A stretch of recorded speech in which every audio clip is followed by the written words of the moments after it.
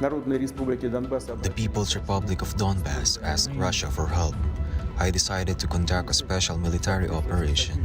It aims to protect people who have been bullied and subjected to genocide by the Kiev regime for 8 years.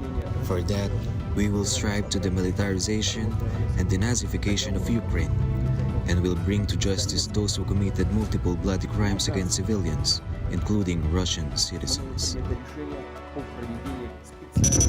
That was Russian President Vladimir Putin announcing the worst fears of the West, perhaps, and most parts of the globe.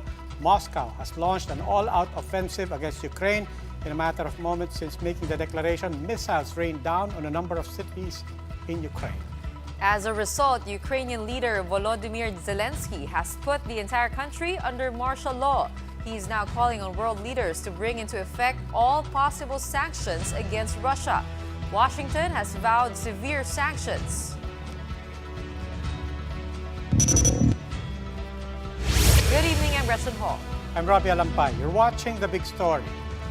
Russia's military assault on Ukraine is now in full swing, with reports of military strikes and explosions in major cities. As early as now, a number of Ukrainians have been trying to flee Kiev for fear that the invasion could worsen. Jess De Los Santos with The Big Story. Series of explosions and flashing lights peppered the night sky in the cities of Kyiv and Kharkiv. That's just moments after Russian President Vladimir Putin announced that Moscow is launching an offensive in Ukraine. The People's Republic of Donbass asked Russia for help. I decided to conduct a special military operation. It aims to protect people who have been bullied and subjected to genocide by the Kiev regime for 8 years. When the day dawned, the air was already different in Ukraine. Billows of smoke rose from an airport in the port town of Mariupol. According to Ukrainian President Volodymyr Zelensky, Russian forces have fired missiles at several cities in Ukraine. Zelensky has put the entire country under martial rule. We have introduced martial law across all territories in our country. Calm is needed from each of you. If you can, please stay at home. We are working. The army is working. While Ukraine has beefed up the deployment of its forces, that did little to calm the population. Queues have formed in ATM machines and gasoline stations, while some opted to flee to nearby Poland. I think what the Russia do is bad, and because it's a war, people died, so that's bad. In the aftermath of Russia's invasion, the U.S. has increased its presence in nearby Poland and Latvia. U.S. President Joe Biden said Washington would impose severe sanctions on Russia and Putin. He said allies and partners will respond in a united and decisive way. Jess De Los Santos, One News. The Department of Foreign Affairs is ramping up efforts to assist Filipinos in Ukraine who want to go back to the Philippines. Gretch with more details. Some 181 Filipino nationals in Ukraine have been accounted for by the DFA, with 4 Filipinos coming home today. The DFA says it is in close coordination with the Philippine Honorary Consulate General in Kiev and various embassy teams in Lviv and Warsaw for the safe and prompt repatriation of Filipinos. Undersecretary Sara Ariola says some Filipinos are having second thoughts about returning home, saying they have either settled down in Ukraine or are breadwinners supporting their families in the Philippines. Anyone who wants repatriation, whatever the circumstances on the ground is. And we will always be the last to go. We will never leave anyone behind. These are the other big stories tonight. If his schedule permits, the camp of presidential candidate Ferdinand Marcos Jr. says they may be able to attend COMELEC's debate, but his attendance is not yet confirmed. The court is heating up as Gilas Pilipinas bears the intense pressure to win against New Zealand and India in the FIBA World Cup Asian qualifiers. Seeing triple, Spider-Man actors Tom Holland, Tobey Maguire, and Andrew Garfield recreate the iconic meme for the digital release of No Way Home. These big stories after the break.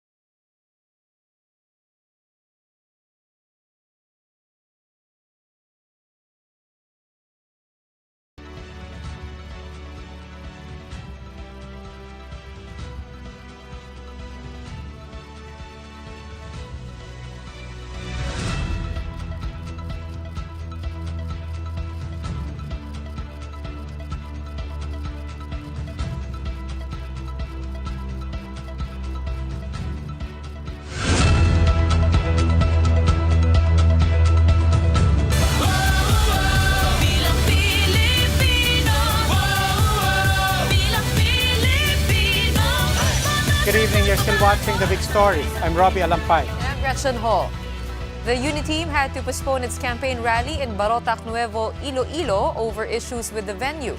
The Uni team Grand Rally was supposed to be held at the public high school this afternoon, but due to uproar over its use, the sortie was canceled. For more details, we have mobile journalist Julie Baiza on the line. Julie, anong nangyari?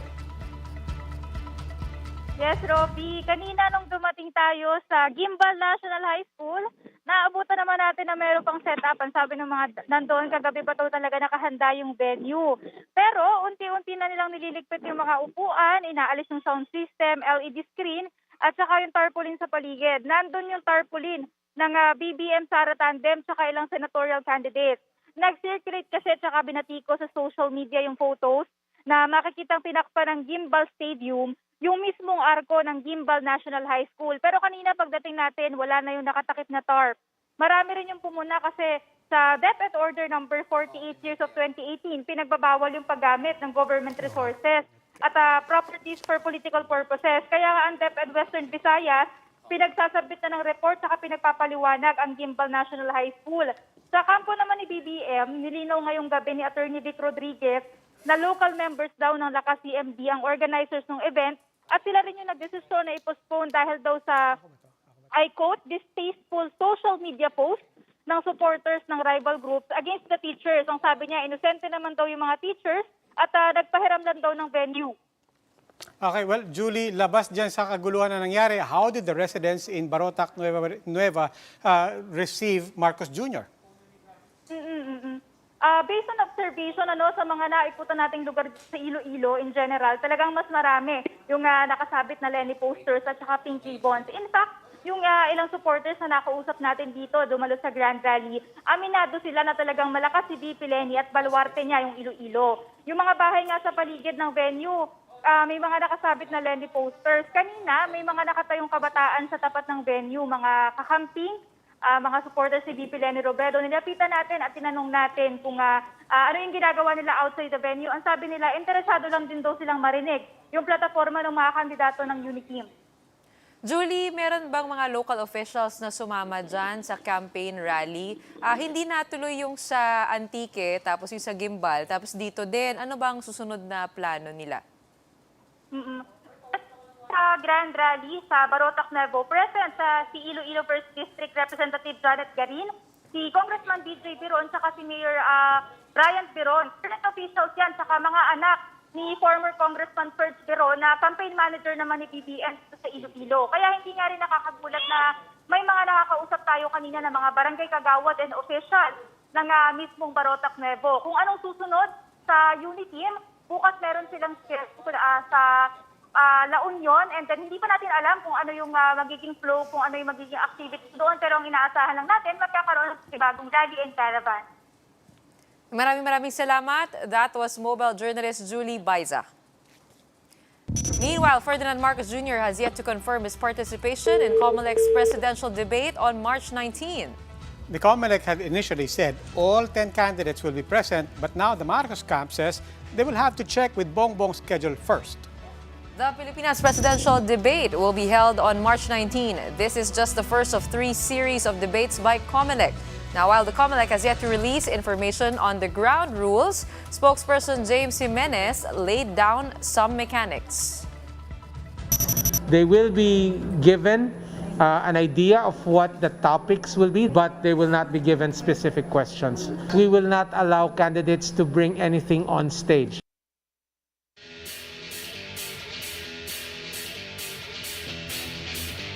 For the big story in sports, the 2023 FIBA World Cup Asian qualifiers is finally underway, with New Zealand coming away victorious over India 101-46.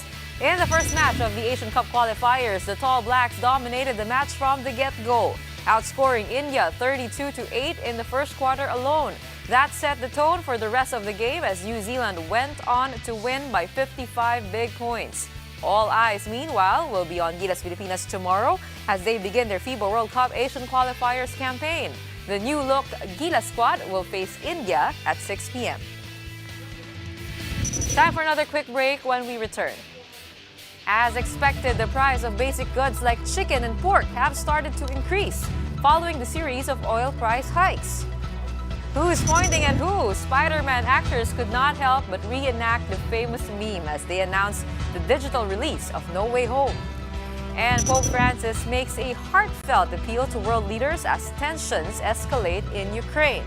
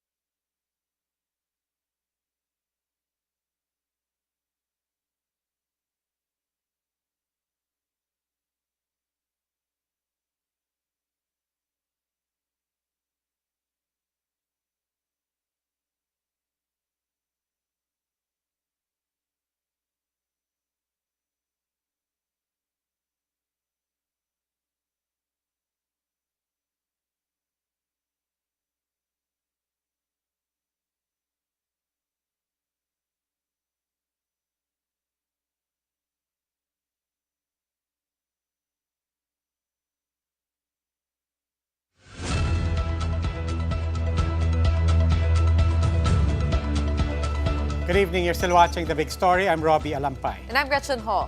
It's not just fuel prices anymore, as commodity prices are also on the rise due to the global market plunge. Aside from motorists and drivers, also feeling the brunt of price increases are consumers and vendors. Mobile journalist King Senko gives us a front seat to this story.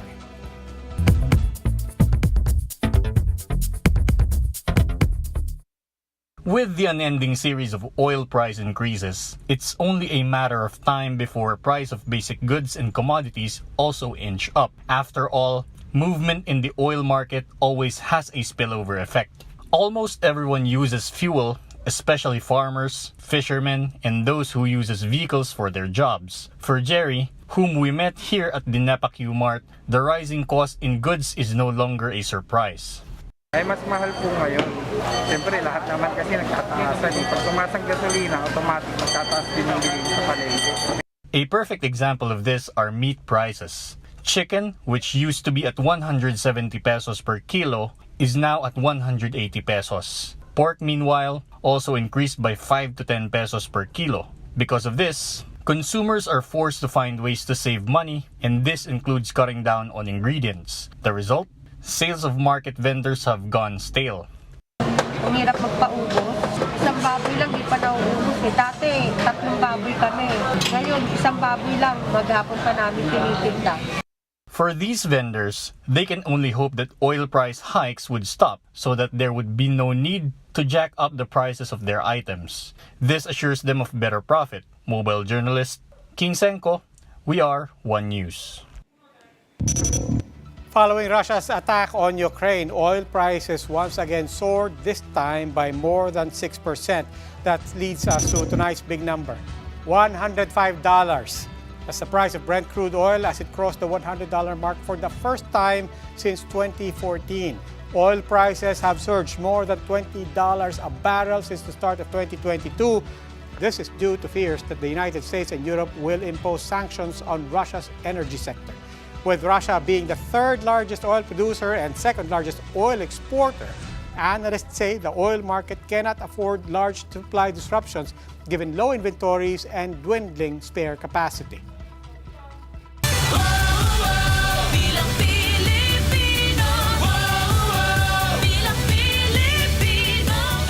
Expect Russia's invasion of Ukraine to be a hot topic this coming elections. But as early as now, what are the thoughts of some candidates on the ongoing conflict? Senator Manny Pacquiao joins the rest of the world in praying for the immediate de-escalation of the conflict in Ukraine. Pacquiao also urges Filipinos to avail of the DFA's voluntary repatriation.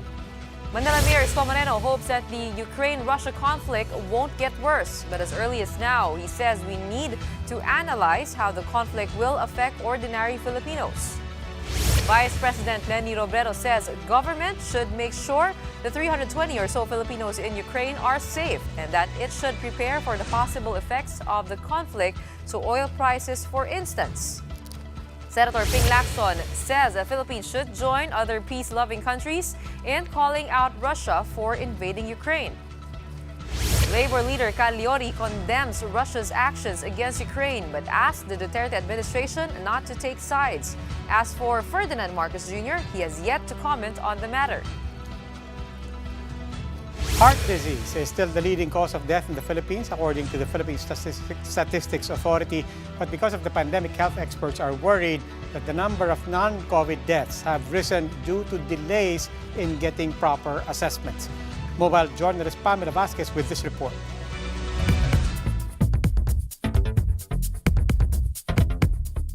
Doctors are sounding the alarm over an increase in non-COVID deaths in the country. They say that because of the lockdowns and fear of contracting COVID-19, many Filipinos delayed seeking medical help last year, and that cost them their lives. In 2020, nakita ho natin marami din po ang namamatay. Hindi po dahil COVID, but dahil ho sa mga sakit nila na hindi ho nila masyadong tinatingnan. Just released data from the Statistics Bureau show that COVID was only the third leading cause of death in the country, with heart and brain-related diseases topping the list last year. This was followed by cancer and diabetes. In fact, the number of those dying from heart disease jumped 32% in 2021. The health sector is now calling on those with non-COVID medical conditions to keep up with their consultations, online or even over the phone. Gusto actually namin na magbalikan na yung mga non-COVID cases kasi medyo nakalimutan ho nilang alagaan ang kanilang sarili. So marami ho sa mga tao na hindi na ho nakainom ng kanilang mga maintenance medications. Ito po ay nagiging dahilan ng paglala minsan ng kanilang mga kondisyon. Limpin added that many doctors are still conducting teleconsultations to allow more patients to access medical help, especially those in far-flung areas. Mobile journalist Pamela Vasquez, We Are One News.